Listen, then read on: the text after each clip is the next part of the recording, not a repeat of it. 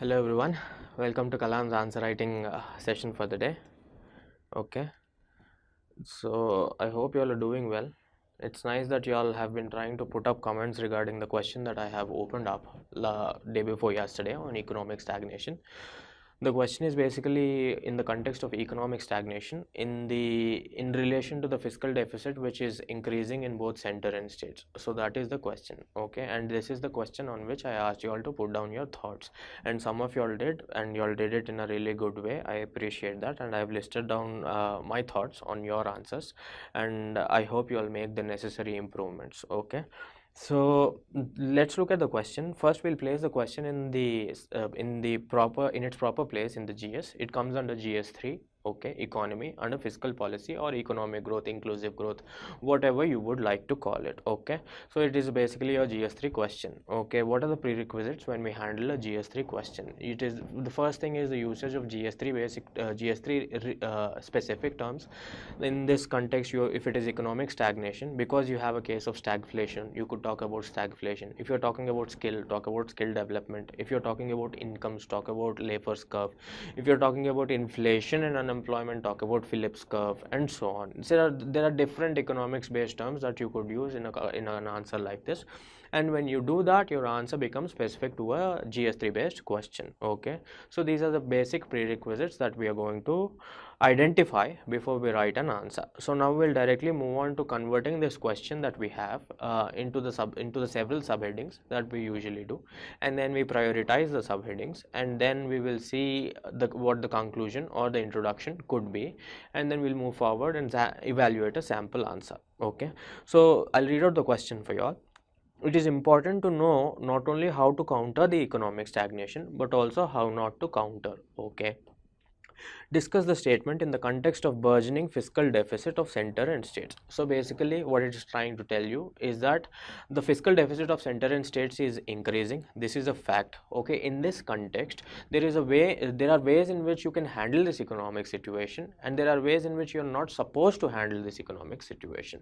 Okay, and you have to identify these two things. Okay, so what is going to be the flow of my answer? So what does he mean by the ways in which you cannot handle an economic situation? Like, for example, everybody knows about the Great Economic Depression of 1929 in USA, and in that depression, what the government did was it introduced fiscal stimulus, and it created demand, and it created a virtuous cycle of demand, higher production, higher savings, higher investments, and so on. It brought the country out of the economic depression. But if the same economic policy were to be used if the same economic policy called the Keynesian policy were to be used in different situation, it would have caused different effects. Also, if the same economic policy were to be used in a same situation after 5 or 6 decades, the outcome is going to be different. What I'm trying to tell you is economic policies and the economic tools that you use to handle a situation cannot give a certain outcome. You cannot certainly and conclusively say that this is going to be the outcome. So that is basically the trouble of economic policy, and we have to really appreciate the way in which the government or the RBI manages the economics, assuming the policies are good. Okay, so having said that, we basically come back to the question, because we have identified that there are certain ways in which you cannot handle the economic stagnation. Like, for example, if you have a case of stagflation, you cannot just inject money, because it is going to increase the inflation, which is already high. Because that is the meaning of stagflation. Stagflation is a case of recessionary inflation. There is recession and there is inflation, and in order to handle recession, if you are injecting money, it is going to increase the inflation, which is already high. Okay, so you cannot take up that policy either. So there are certain policies that you cannot definitely take up when you have a case of economic stagnation in the nature of stagflation. Okay, so what are the other policies that you cannot take up? Okay. So we've read out the question. So what is the first thing that I definitely have to write? I definitely have to talk about the measures.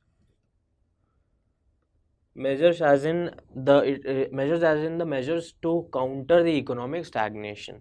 Okay, before I talk about this, I should definitely talk about the ways in which I should not handle this economic situation. So I talk about how not to. Okay, so basically I've addressed this part, how to and how not to. These two basic parts have been addressed, but he's asking me to talk about this whole scenario of how to and how not to handle the economic situation in the case of fiscal deficit. So how about I first establish the presence of widening fiscal deficit of center and states. Okay, so once I establish the widening fiscal deficit, and then I talk about the economic stagnation, and then I move forward to tell them that look, there are certain measures that you cannot make, and then I move forward to talk about the measures to handle the situation. Okay, so this is going to be the basic skeleton of my answer, to which we end with the conclusion, 1 or 2 line conclusion, neither generic not too complicated, and we'll start with an introduction. What are the different ways in which you can start with an introduction? One, you could talk about a current affairs issue, the recent estimate which talked about the pretty dismal GDP growth rate estimate, which was 4.5%. That is one way. There is a second way of talking about it. You could talk about what economic stagnation means by using some definitions from IMF or World Bank. Okay, that is the definitional approach. Thirdly, you could also define fiscal deficit, and one advantage of starting out with fiscal deficit is that you're handling this question in the context of fiscal deficit. Why not talk about or define fiscal deficit first, and silently give a nice formula of fiscal deficit, which is nothing but fiscal deficit equal to budgetary deficit plus other market liabilities and so on. Once you give that formula, it is going to make your answer look like a proper economics answer, and neither does your answer becomes very difficult to understand, because fiscal deficit is a generic term. It's slightly technical term, and once you put up the definition, it is going to enrich your answer. So with this basic structure in our mind, we will move forward and see how this person has written his answer. We will evaluate the answer. Okay, fiscal deficit broadly means the shortfall in government's income compared with its spending. So basically it is the shortfall that we have. So he has also given a neat formula: budgetary deficit plus market borrowing plus other liabilities. So this is basically a nice formula. He has started out with a bang. He has given a good introduction.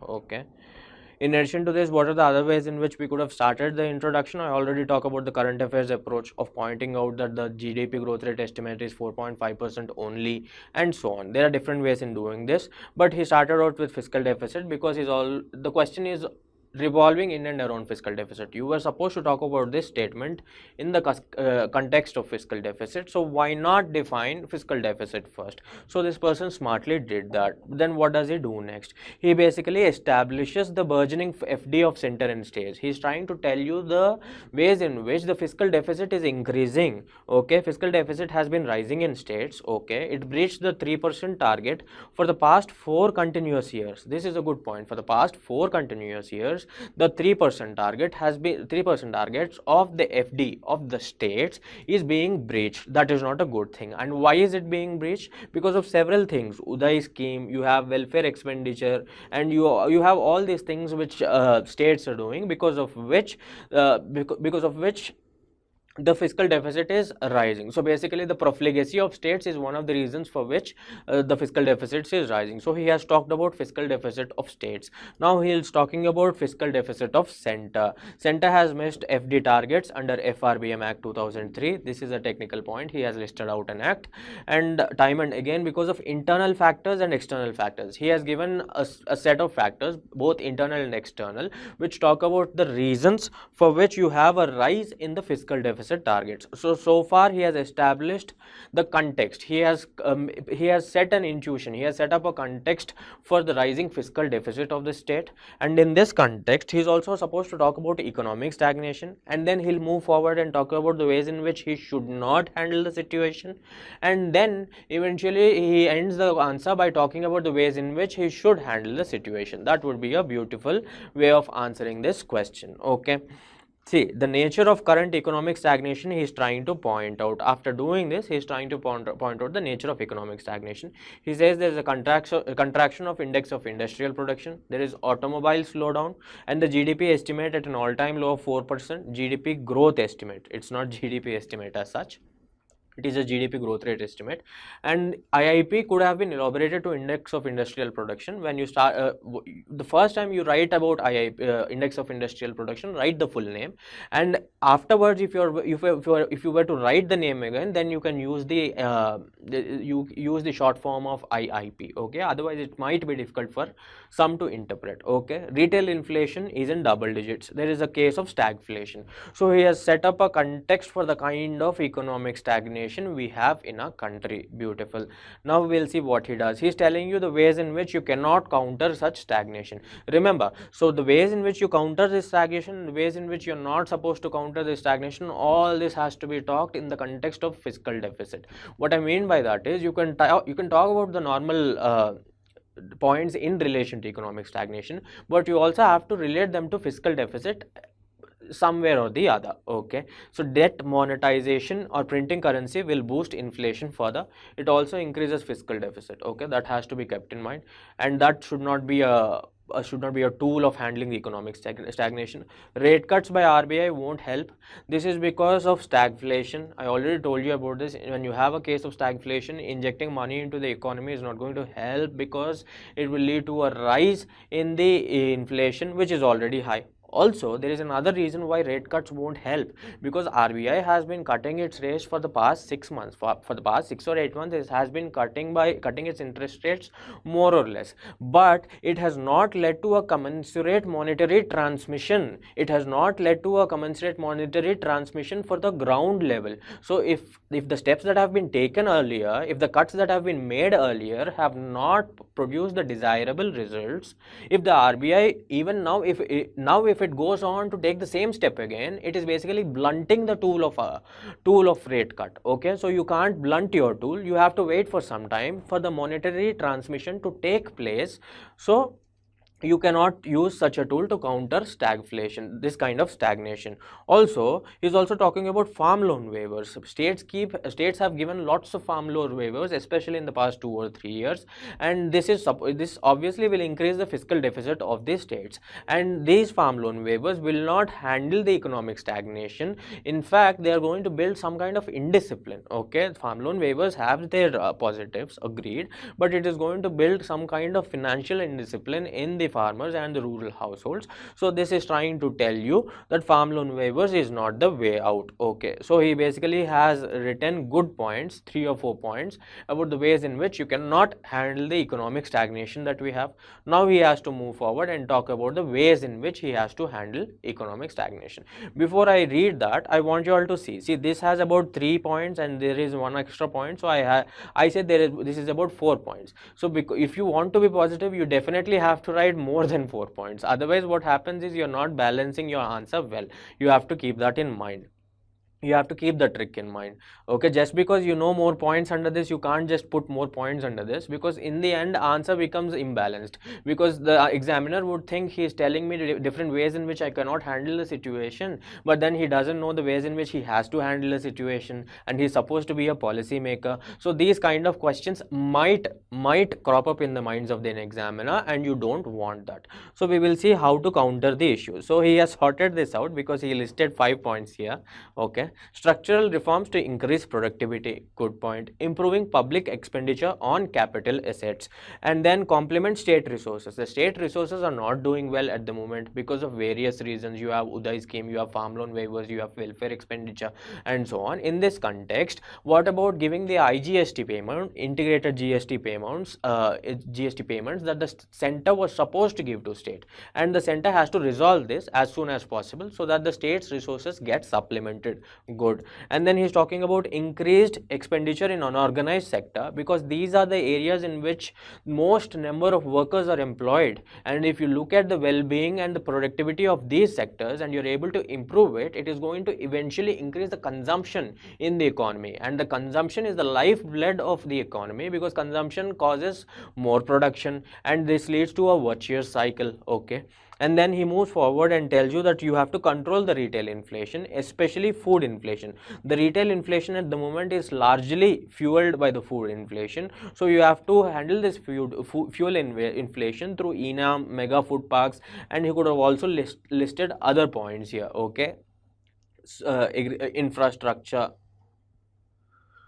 cold storages and so on. These are the ways in which you can decrease the perishability. Once the perishability decreases, the production levels will reach their price discovery. Once the wastages are less, what happens is you have more produce in availability. Once you have more produce in availability, it is basic demand and supply, and the prices are going to come down. Okay, it is basic economics. So he has given 5 points, 5 nice points about the ways in which you can handle the situation. Okay, that is good. So far the answer has been written really well. In addition, adhering to FRBM Act 2003 and recent encasing panel recommendation can help handle stagnation without causing FD to flare up in center and state. This is a really good answer. He has handled, I want you all to notice how he has handled all the subparts of the question. And he has talked about the ways in which he would handle the situation, or the ways in which he would not handle the situation, only and only in the context of fiscal deficit. I want you to know that. And more importantly, he's talking about the ways in which he wouldn't handle the situation, and he's also telling you why. Okay, because if you take debt monetization, it will lead to inflation. If you go for rate cuts, inflation is already high, it won't work. Also, previous rate cuts have not given commensurate monetary transmission. So when you tell them that these are the ways you're not supposed to do things, you should also link these things to the adverse effects they would be causing. Okay, this is one thing that I have found in the comment section that you all have written. Most of you all have written good points about how not to handle the situation, but you were supposed to link the reasons. You were supposed to tell us why that you are not supposed to take these measures to handle the situation. But you have to do that in 2 or 3 lines only, because you can't write 3 or 4 lines per point in a 10 marker. At least in a 10 marker, you have to be very conservative. You have to be very smart about writing points. Maximum 2 lines, 2 or 2.5 lines. Okay, so the answer has been addressed well. As usual, we will move forward and we'll open up the question for tomorrow. Interestingly, I have a case study for you all tomorrow. So it's going to be an interesting discussion. So the case study is directly picked up from the previous year question paper. Okay, it's about Edward Snowden. Everybody knows what he has done.